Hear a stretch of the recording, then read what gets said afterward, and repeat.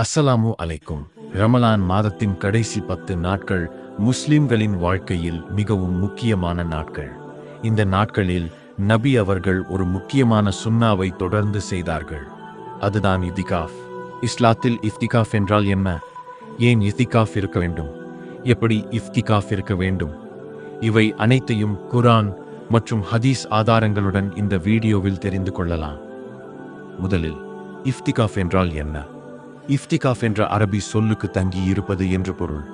அல்லாவுக்காக சில நாட்களை ஒதுக்கி பள்ளிவாசலில் தங்கி உலக காரியங்களை விட்டு விலகி அல்லாவை அதிகமாக நினைத்து வணங்குவதை இஃப்திகாஃப் என்று கூறுகிறோம்.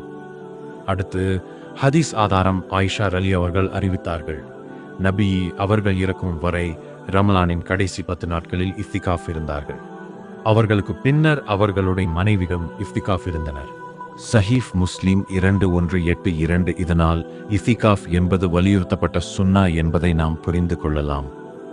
இஃப்திகாஃப் இருப்பதன் நோக்கம். இஃப்திகாஃப் இருப்பதற்கான முக்கிய காரணங்கள்: 1. லைலத்துல் கத்ரை அடைய முயற்சி, 1000 மாதங்களை விட சிறந்த இரவு.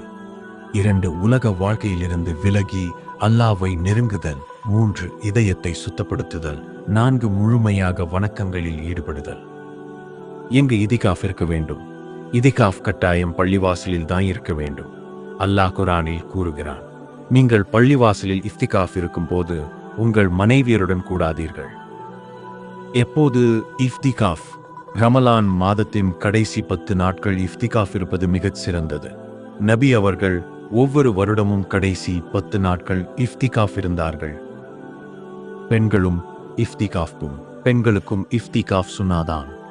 நபி அவர்களின் மனைவிகள் பள்ளிவாசலில் இஃப்திகாஃப் இருந்தனர். இஃப்திகாஃபில் செய்ய வேண்டிய அமல்கள்: 5 நேர தொழுகை, தராவீஹ் பை தஹஜ்ஜத், குர்ஆன் ஓதுதல், துஆ, திக்ர், ஹதீஸ் படித்தல். இஃப்திகாஃப் இருக்கும் போது தவிர்க்க வேண்டியவை: வீண் பேச்சு, புறம் பேசுதல், உலக விஷயங்களில் மூழ்குதல். இந்த ரமலானில் நாம் அனைவரும் குறைந்தது ஒரு நாளாவது இஃப்திகாஃப் இருக்க முயற்சி செய்ய வேண்டும். அல்லாஹ் நமக்கு லைலத்துல் கத்ரை அடையும் பாக்கியத்தை வழங்குவானாக. ஆமீன்.